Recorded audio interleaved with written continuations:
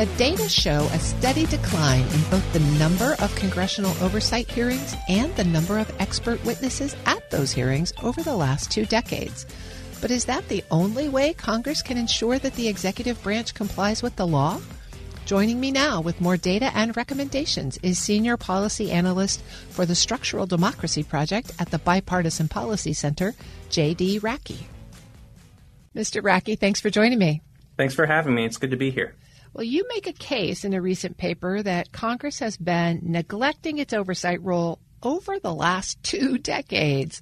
What's your evidence? Yeah, so that claim is pretty well substantiated in political science literature, and I'm trying to raise that here in the D.C. world, that there's been a long, steady, bipartisan decline in how Congress approaches its oversight, and there's been a decline in particular, in the number of hearings that Congress has been holding and oversight hearings. And that even within those hearings, if you take a look under the hood at who's testifying, there's been a decline in the number of executive branch witnesses appearing before Congress, as well as inspectors generals and GAO entities kind of providing oversight information to the Congress. So it's a bipartisan affliction. Is one party better than the other at this process? Looking at the data across the years, it seems to be pretty equal on both sides. There's been a turn over the past 20 or 30 years away from bipartisan, fact-based investigative oversight towards more gotcha politics that is somewhat less substantive, might be more focused on blaming individuals and officials for certain outcomes rather than focusing on identifying policy solutions for moving forward. All of those things kind of contribute to a more hollow, less informed oversight process. What would you say makes for a good oversight committee hearing? Yeah, so a couple things. Some of this has been identified by political scientists. A lot of it has been identified by the now defunct Select Committee on the Modernization of Congress. And there are a couple things. One is, are the majority and minority parties engaging with each other in setting the agenda for oversight hearings? Are they coming up at the beginning of the Congress or beginning of the year or even beginning of the month saying, these are the things we want to tackle. Here's the types of questions we want to dive into. Here's the types of people we want to hear from and the issues that we're concerned about. And so from agenda setting through towards, when they decide to have a hearing and they're going to engage witnesses, are they asking questions that are trying to get at the substantive policy material versus trying to maybe form sound bites that go viral and feed into other incentives that members might have beyond just the policy making.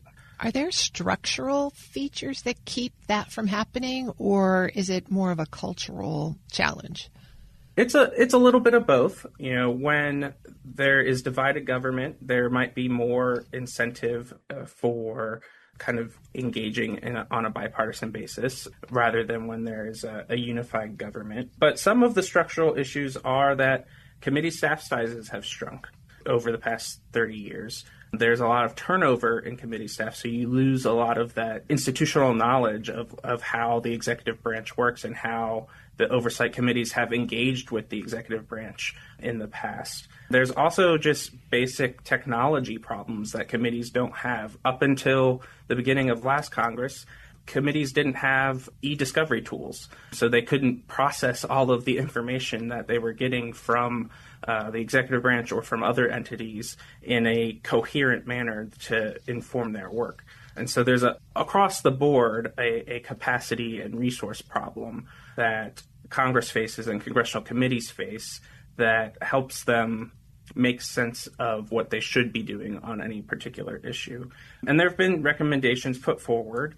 The bulk purchasing of e-discovery tools was one of them that has been implemented. Another one that's been suggested is to offer bipartisan oversight training for congressional staff so that they know how to engage on a bipartisan basis in fact-based oversight. So you mentioned this capacity challenge, but both the House and the Senate have dedicated oversight committees. The legislative branch also has GAO and the Congressional Research Service. So all together, are those groups able to do their jobs? Are they doing their jobs?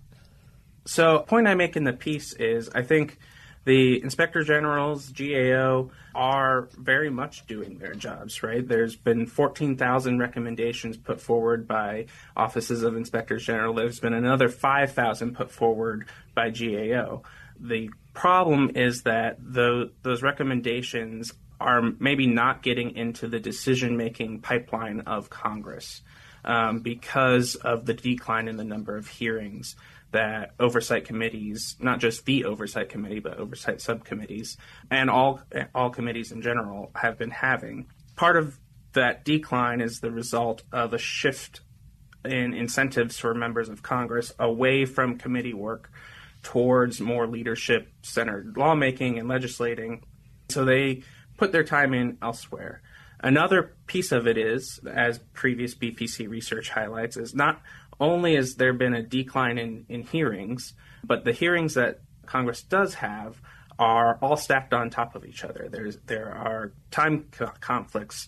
So when you watch a hearing and you see a member pop in and pop out, it's not that they're not interested or going to do something else. It's probably because they're running between 3, maybe 4 hearings at the same time.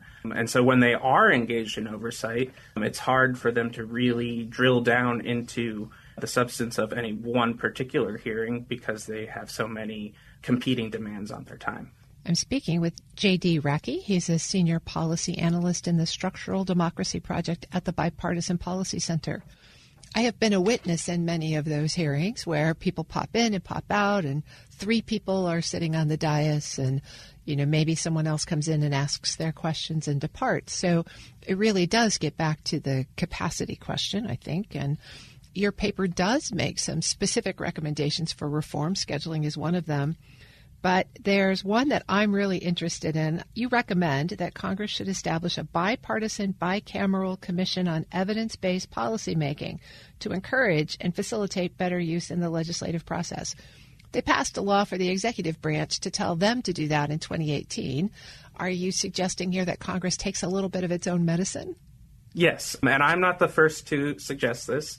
That recommendation comes from the Select Committee on the Modernization of Congress, of which I was a staff member. I should be transparent about that.